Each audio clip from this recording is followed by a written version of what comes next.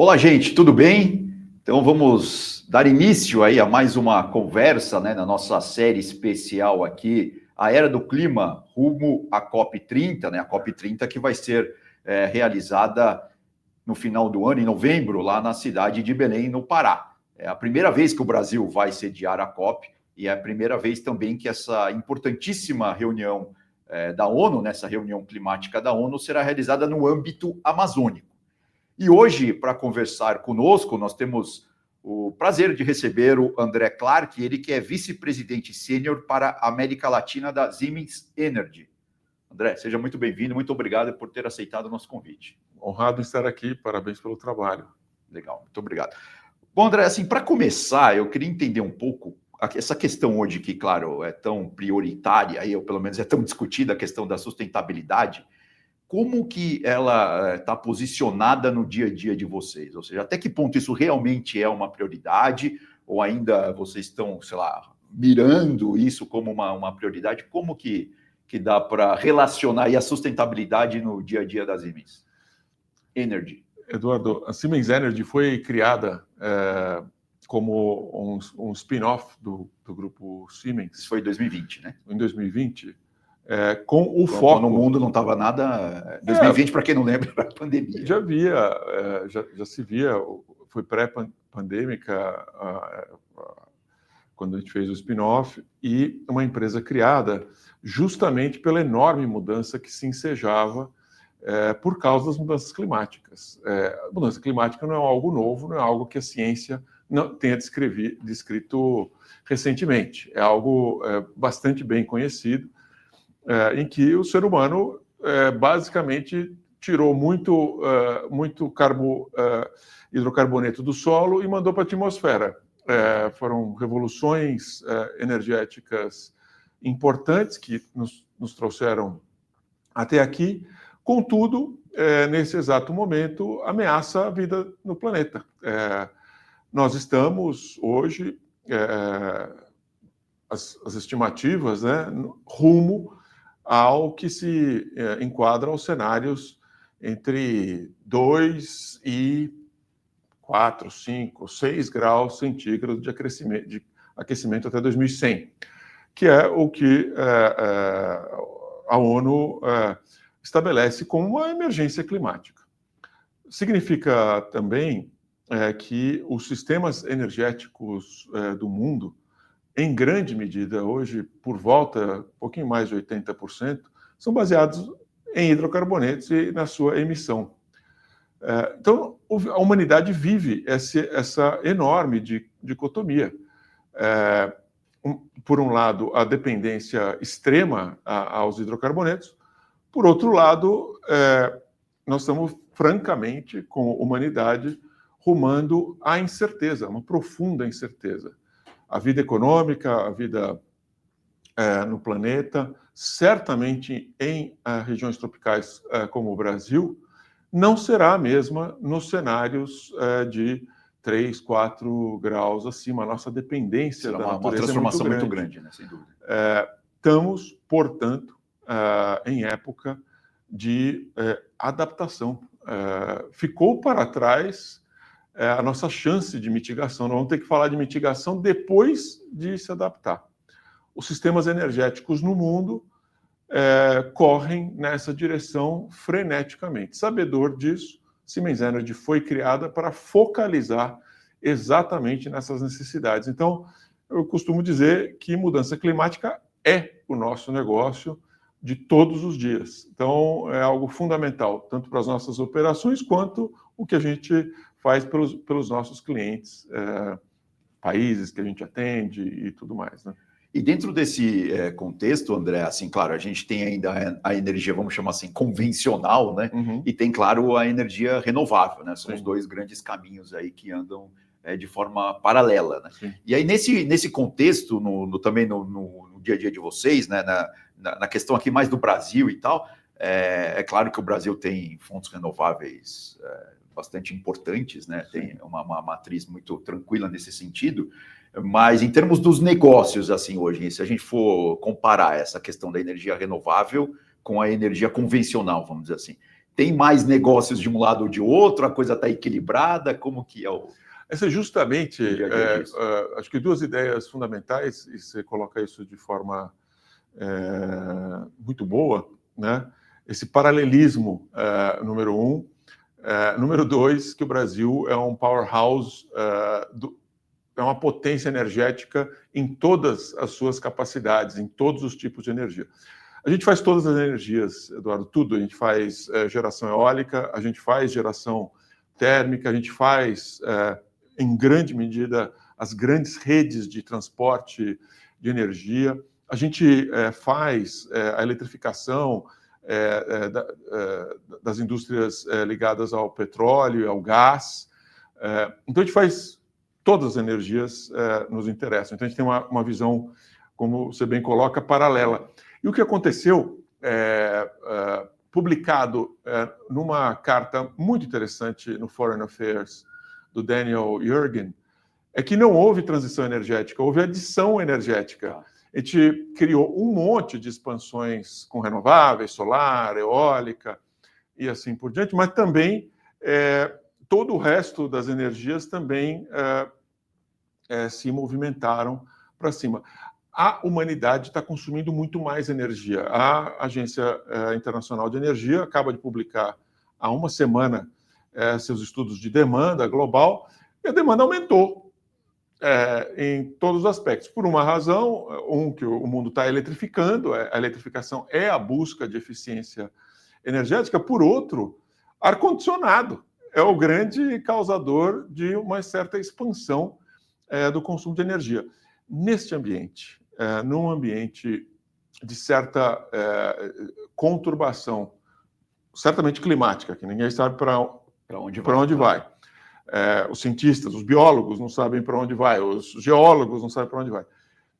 E com, digamos assim, as intempéries geopolíticas do momento, o que está acontecendo é que o interesse número um das nações é a sua segurança energética. Tá certo. Então, você bem coloca, o que está acontecendo é que os negócios em energia estão muito agitados. Está todos os países, tanto investindo na transição energética, os grandes investimentos são nas renováveis, mas está todo mundo investindo no resto também, com destaque para gás, bastante investimento em gás pelo mundo inteiro, também grandes investimentos nas redes.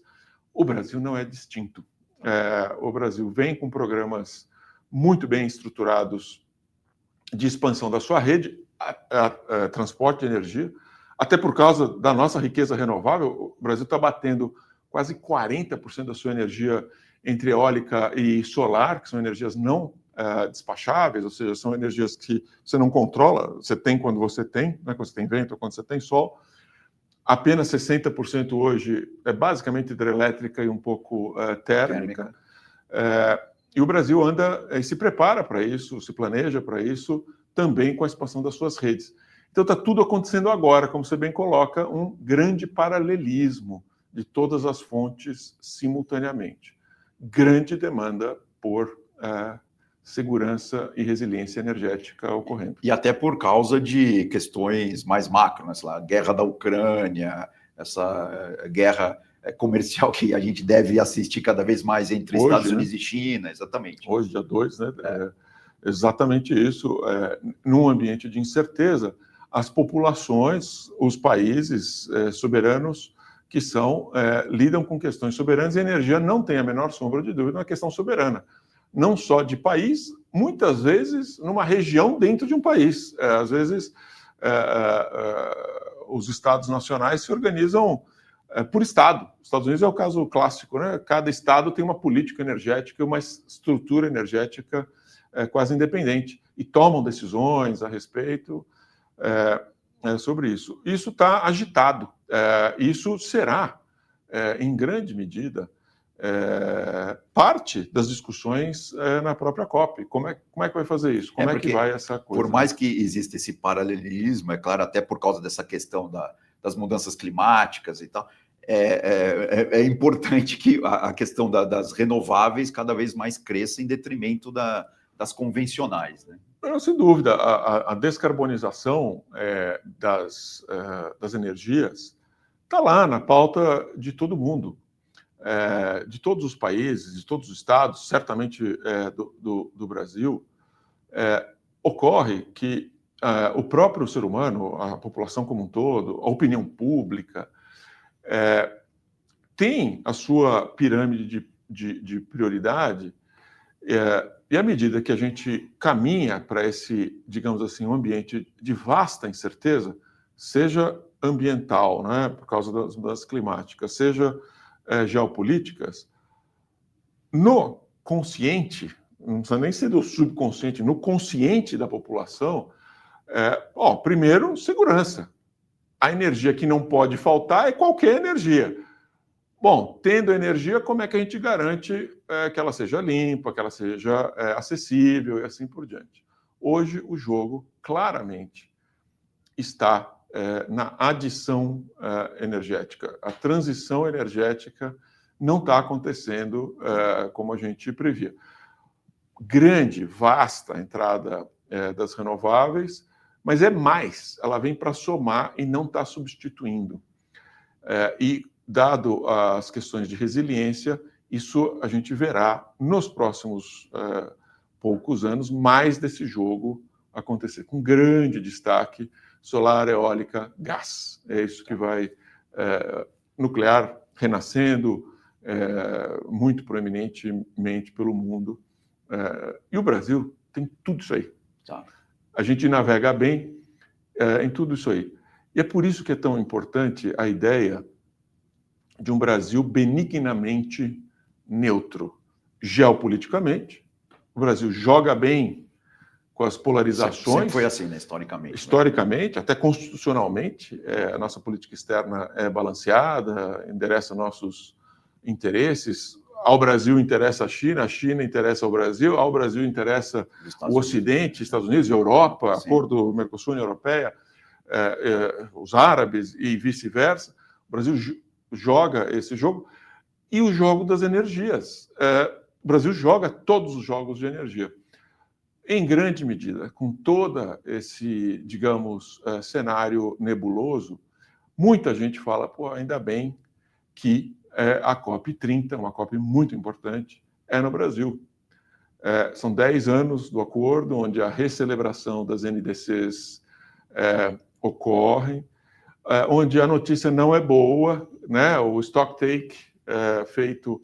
NDC, só para quem está nos acompanhando entender, quem não está familiarizado com a sigla, na verdade é um plano que cada país tem que ter para chegar lá em termos de emissão de reduções, para ser bem simples. São as promessas dos países falando, a minha colaboração para um problema que une o mundo, né? Porque o problema climático, não importa onde você esteja, é algo coletivo. Essas promessas não estão se evidenciando. A última vez que, na COP28, em que se fez uma tabulação de onde estamos exatamente... Estava muito ruim. Não tá, estamos para trás, a humanidade não está cumprindo a sua promessa coletiva. Essa é uma COP de implementação, muito pragmática. É uma COP também feita depois de 4 COPs em ambiente absolutamente democrático. Verdade. Que é o Brasil. Isso será, portanto, uma COP ruidosa. As populações, as sociedades que são impactadas pelas mudanças climáticas, e é uma COP das florestas, que para o Brasil se compõe com uma oportunidade, porque o Brasil é uma grande oportunidade nos serviços ambientais, na recomposição florestal, nas coisas de captura de carbono pelo plantio de florestas, né, que tem o apelido de soluções baseadas na natureza. Grande oportunidade. É a nossa grande fragilidade também. A gente é muito criticado pela nossa destruição ambiental. O uso da terra. Né? Do uso da terra, destruição ambiental das nossas florestas, nossos biomas, não só o amazônico, certamente o Cerrado, Mata Atlântica e também o ambiente amazônico. Isso... Tem os pampas também, que a gente sempre esquece que também está com um problema sério. Exato, fogo e assim por diante. E é curioso aqui, Eduardo, que essas questões do controle dos nossos próprios biomas não é que interessa só ao mundo e às mudanças climáticas para o planeta, interessa ao Brasil. O Brasil, basicamente, tem sua economia dependente dos regimes das chuvas. E a gente sabe que as florestas contam no processo de regime dos nossos rios e assim por diante. Os famosos rios voadores, né? Que toda Flying Rivers, a umidade que vem da Amazônia acaba alimentando as chuvas do Centro-Oeste e também aqui do nosso agronegócio, exatamente. Da nossa cana que abastece nossos carros, das nossas hidrelétricas, que são 60% da nossa matriz elétrica, que nos mantém, que é a nossa bateria hidráulica, que nos permite ter tanta solar e tanta eólica, e não esquecer dos próprios ventos. As primeiras coisas a mudarem nas mudanças climáticas também são os ventos. Então, interessa ao Brasil ser também um campeão da sustentabilidade. Então, na tua pergunta, a nossa empresa é centrada nisso, esse é o nosso negócio. O Brasil é um centro global para isso, ano importante para a gente e para a nossa empresa. Agora, André, só para entender melhor, quando você fala que a transição energética não está acontecendo, isso também serve para o Brasil? E daí eu já deixo uma outra pergunta engatilhada. E o que faltaria, então? Quais que são os gargalos, os entraves aí que precisam ser, de alguma forma, enfrentados para essa coisa mudar? Para o Brasil estruturalmente fez sua transição energética, está feita. Nós temos épocas do ano, como agora, que a gente opera no sistema elétrico com 92% de energia renovável. O Brasil, por razões históricas, tem uma matriz energética bastante singular no planeta. Então, curiosamente, o mundo não fez, o Brasil está feito há algum tempo. Temos coisas interessantes a fazer à frente, mas temos coisas a aproveitar. O que vai acontecer com o mundo? O Brasil adicionou uma quantidade grande de renováveis, o Brasil está com excesso de energia nesse exato momento, na ordem de 30% da sua demanda. Qual é o país no planeta que tem excesso de energia renovável na sua economia e numa economia relativamente industrial, completamente verde? O que vai acontecer? Aqui eu vejo uma oportunidade bastante singular para o Brasil. Esse excesso de energia renovável, essa disponibilidade de energia verde, num mundo que está encontrando formas de descarbonizar, configura o Brasil como um lugar de baixa intensidade para produzir qualquer coisa. Então, qualquer coisa que você produza aqui, de uma garrafa PET a um copo ou um carro, será um carro de mais baixo carbono. E o mundo começará a falar de intensidade de carbono. Os net zero programs dos países, essa coisa toda, não estão chegando lá. Nós estamos aumentando. Nós estamos chegando em 40 gigatoneladas ano de emissão, por causa da adição energética e não da transição energética.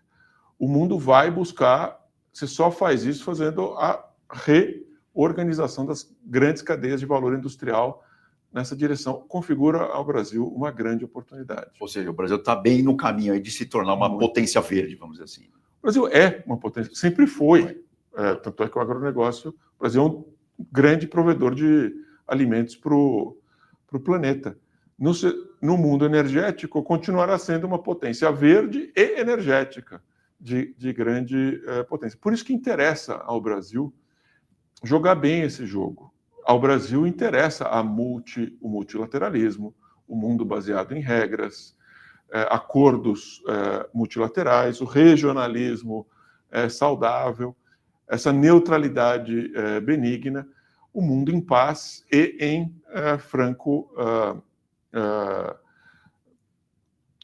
regras, né, pelas quais a gente, como seres humanos, ocupemos nosso planeta de forma a não procurarmos a própria extinção. Ao Brasil interessa a vida. Esse é o Brasil que vai receber a COP, num ambiente muito singular da história da humanidade. E dentro dessas rotas aí energéticas, né, em direção ao futuro, por exemplo, eólica offshore, hidrogênio verde, são coisas que também devem acontecer ou é uma coisa ainda mais para médio e longo prazo? O hidrogênio verde, especificamente, e o eólica offshore, são soluções que estão aí, a tecnologia está aí. No eólica offshore, interessante, olha o tamanho da nossa costa, ventos espetaculares.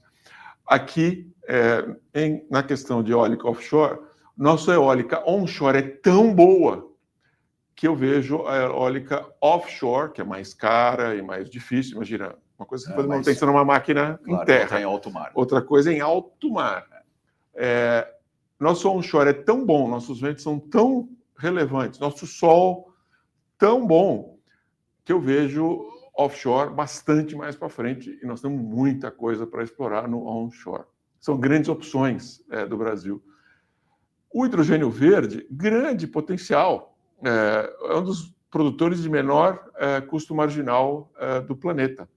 A pergunta para o mundo, não só para o Brasil, não é como produzir. Isso o Brasil sabe, é competitivo, não há dúvida que o Brasil será uma potência de hidrogênio verde. A pergunta é o que é que você faz com o hidrogênio verde? Precisa ter demanda, né? Precisa ter demanda. E o hidrogênio é usado para uma série de coisas, para fazer fertilizante. Você pode sintetizar metanol, você pode fazer amônia, você pode fazer uma série de coisas. Estes mercados não estão lá ainda. Esse é um mercado que de 2023 para 2024 decaiu, porque não está lá. O comprador, o off-taker, que se fala, ainda não começou, esses mercados não existem ainda. E ele compete com o gás. E toda vez que esse commodity, por exemplo, cai de preço, ele destrói qualquer off-take de verde pela diferença de preço e economicidade. Não está lá ainda. Então, assim, tecnologicamente está lá. O futuro, o Brasil figurará. América Latina, América do Sul, certamente. Brasil, Chile, Argentina, partes do México, interessantíssimos sobre esse aspecto e competitivo. O que não está lá é o mercado. Entendi. Ou seja, então ainda tem muita coisa para acontecer em termos de... Não é para amanhã essa solução. Não é para amanhã e é esperado que não seja. Por quê? Você imagina, Eduardo, que a produção desses commodities tem lugar para acontecer. Está aí a geopolítica. Não será nos lugares onde se mais se consome que esses ativos serão produzidos. Entendi. Esse deslocamento das matrizes do poderio energético, da transição energética, também causa tensões comerciais importantes. Então tem todo um jogo de xadrez aí para ser jogado. Enorme. E ele está sendo jogado nesse exato momento.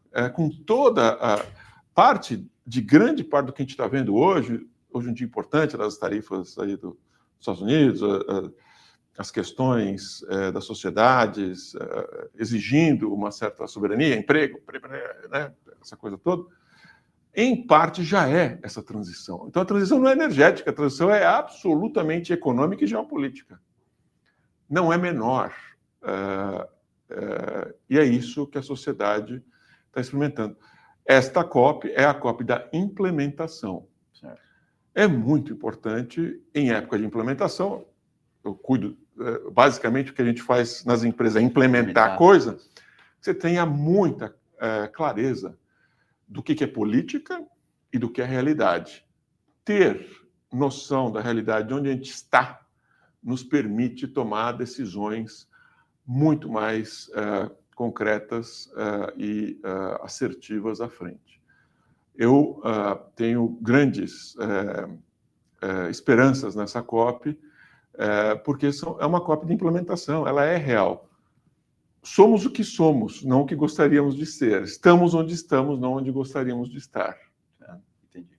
Agora, é claro, falando de política também, né, tem a questão do Brasil aqui, questão de política industrial, que é sempre uma discussão, vira e mexe, isso vem à tona, essa pauta. Sim. Estamos bem ou não nessa questão, em termos, claro, de desenvolvimento energético e dessa transição? A política industrial colocada pelo atual governo, a NIB, Nova Indústria Brasileira, e também ao que precede ela, que é a transição ecológica capitaneada pelo ministro da Economia, tem 3 características, e eu reputo de excepcional qualidade e maturidade. A primeira é que ela não surgiu do nada, ela surgiu em diálogo e franco diálogo com a iniciativa privada, com a academia. Não era novidade para ninguém. Mesmo antes do governo começar, seja qual fosse o resultado das eleições, a sociedade organizada em torno das questões de clima, sustentabilidade, já vinham com propostas muito semelhantes ao que foi proposto tanto pelo ministro da Economia quanto o ministro da Indústria e Comércio. Essa é a primeira característica que eu reputo como benigna. Ela não saiu da cartola de algum interesse político específico. Não, ela é muito bem colocada. Segunda característica da política, ela nasce com ares integrativos. As questões da política industrial, o clima e a energia, ela é, por natureza, multidisciplinar. Se você for pensar, pega Ministério do Meio Ambiente, pega Ministério da Agricultura, pega também. Ministério da Indústria e Comércio, sem dúvida. Uma visão transversal. Totalmente transversal. E ela nasce com essas características, ela nasce com ar da ideia de política pública baseada em missões, em que o Estado, nós todos, somos parte do Estado, sobre um certo aspecto, dialoga com o governo, o legislativo, até o judiciário, e fala, olha, nós temos algumas missões importantes. E, em grande medida, ela é redigida dessa forma. É perfeita, tem suas coisas para melhorar, sem dúvida nenhuma, mas esse está em desenvolvimento. Por último, reputo o terceiro elemento novo para o Brasil, ela é toda voltada para fora. Ela não é uma política industrial falando, peraí, vamos fechar o Brasil fazer tudo para dentro. Por quê? As escalas, o Brasil é solução verde industrial para o planeta. As nossas máquinas produzidas aqui, máquinas de energia, são exportadas e são uma das de menor pegada de carbono do mundo, pelas nossas vantagens estruturais. Essa política industrial foi olhando o Brasil como solução para o planeta. É a primeira vez que eu vejo a elite empresarial e o governo olhando o Brasil no seu papel global. É um exercício muito importante. Novidade, reputo, portanto, que as políticas industriais, ora vigentes, estão muito bem equacionadas. Num mundo difícil, não está fácil a vida no planeta. Está complexo mesmo. Certamente no Brasil, mas a gente reputa de altíssima qualidade. Agora, André, a gente está chegando ao fim do nosso tempo, né? Infelizmente, a conversa está bem interessante, bem legal. E aí, claro, a COP, né, a COP30 foi o fio condutor aqui dessa nossa conversa, mas eu queria fazer uma última pergunta. É claro que também é difícil separar, né, do executivo e do cidadão. O que o cidadão, André, espera dessa COP30 no fim do ano aqui no Brasil? Eu espero... o cidadão, André, espera algumas coisas importantes do ponto de vista pessoal. Primeiro que, meu hobby pessoal, eu sou casado com uma bióloga, uma colega sua. Um dos meus hobbies é plantar floresta nativa. A gente faz com crédito de carbono, faz uma coisa que é bacana. Esse exercício como pessoa física é absolutamente recompensador, e a ideia de agricultura de regeneração, agricultura de floresta nativa, é de uma potência fantástica. Emprega biólogos, emprega gente que cuida de viveiro de planta, emprega gente que anda na mata coletando semente, emprega tecnologia, emprega professores que estudam isso. A Embrapa faz um trabalho fantástico na regeneração de florestas. É um setor econômico fantástico. Eu espero que esse setor econômico floresça literalmente, porque é riquíssimo em tecnologia, em empregos de alta qualidade. Essa é a primeira coisa que eu... O segundo, que é uma oportunidade da sociedade brasileira se unir e não se dividir. Isso é super necessário pelas questões que a gente vive no mundo, a polarização nas redes sociais, sempre, né, até tem almoço de família polarizado. E aqui, dada a nossa vantagem comparativa, né, e a importância do Brasil no mundo, um país em paz sobre um certo aspecto, fora as nossas guerras internas e tudo mais, de crime organizado, essa coisa de violência, o Brasil é essencialmente um país inserido numa América Latina em paz, o que o resto do mundo não pode dizer.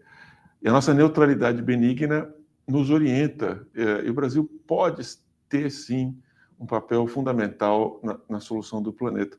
Por último, que essa COP seja uma COP de implementação. Tem má notícias, mas que rume para... que dê ânimo para a população de entender que faz bem para a gente, como brasileiro, jogar esse jogo do verde, tecnológico e para fora. Abre o Brasil para o resto do mundo. São as três coisas que eu, como cidadão, espero dessa COP. A implementação, quando você diz, é ter um plano efetivo e ter dinheiro para fazer esse plano. Plano efetivo, modelos de negócio efetivos. Nós temos 80 milhões de hectares de plantio de floresta, de solução baseada em carbono, que dá para vender carbono para o resto do planeta inteiro, vender crédito de carbono para o resto do planeta inteiro, e é de uma riqueza fantástica, fora a produção de alimentos, fora tudo que a gente produz aqui ser verde. É uma possibilidade de um ciclo de prosperidade que a gente não viu acontecer. Eu acho que o Brasil tem essa capacidade, competência e cada vez mais pronto para esse tipo de situação. Eu acho que a gente vai se surpreender positivamente com a COP30. Então você está otimista? Muito otimista. Muito otimista. Legal. André, agradeço demais pela sua presença aqui, por ter aceitado nosso convite. Foi realmente uma conversa muito interessante. Obrigado. Obrigado, Eduardo. Bom, gente, então essa foi a nossa conversa de hoje, né? Nessa nossa série especial A Era do Clima, rumo à COP30. Toda semana até a COP teremos aqui um executivo, uma executiva, claro, para falar sobre sustentabilidade nos seus negócios, tá bom? Então acompanhe sempre o Estadão, o site, as redes sociais, o jornal impresso, enfim, que vai ter sempre um conteúdo novo a cada semana, tá bom? Até a próxima, então. Valeu, fiquem bem. Tchau.